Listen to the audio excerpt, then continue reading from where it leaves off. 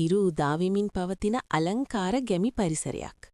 කුඹුරු යායවල්, මැටි ගෙවල් සහ පොල්ගස් පෙනී. කුඩා පිරිමි ළමයෙක් තම බල්ලා සමග මිදුලේ සෙල්ලම් කරයි. බොහෝ කාලයකට ඉස්සර ලංකාවේ එක්තරා හුදකල ගම්මානයක සිරි කියලා කුඩා පිරිමි ළමයෙක් ජීවත් වුණා. සිරි කියන්නේ හරිම උනන්දුවක් තියෙන, ඒ වගේම හරිම කරුණාවන්ත හදවතක් තියෙන දරුවෙක්.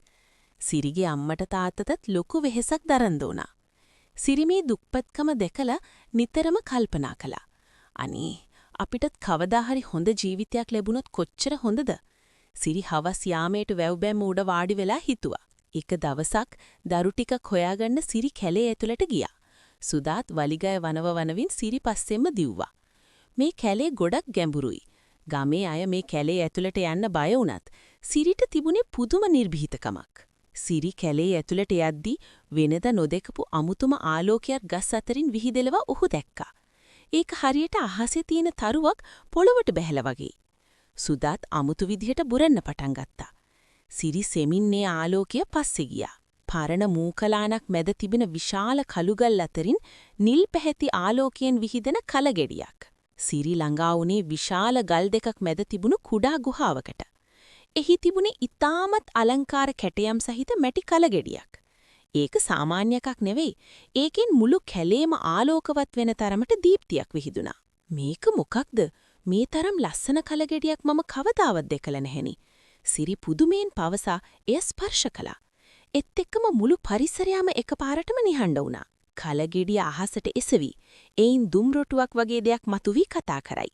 සිරි සහ සුදා බියෙන් බලා සිටි. සිරි, නුඹ මා සොයාගත්තා නේද? කලගෙඩියේ තුලින් මතුණු ඒ ගම්බීර හඬ අහද්දි සිරිගේ ඇඟ හිරිවැටුණා. බය නොවන්න. මම මායා කලගෙඩිය.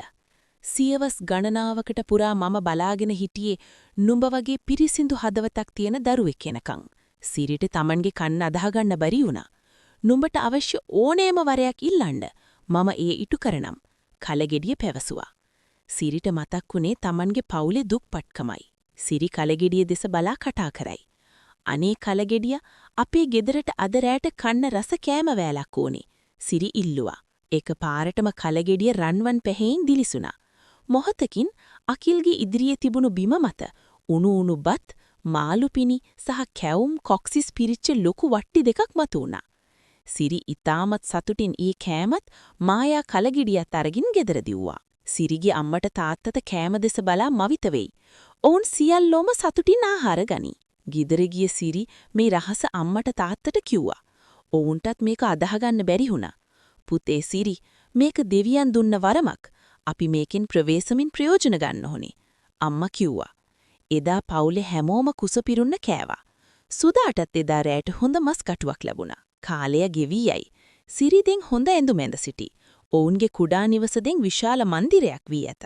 දින සැති මාස ගෙවිල්ල ගියා. කලගෙඩිය නිසා සිරිගේ ජීවිතය සම්පූර්ණයෙන්ම වෙනස් වුණා. මුලින් ඔවුන්ට අවශ්‍ය වුණේ කෑම විතරයි.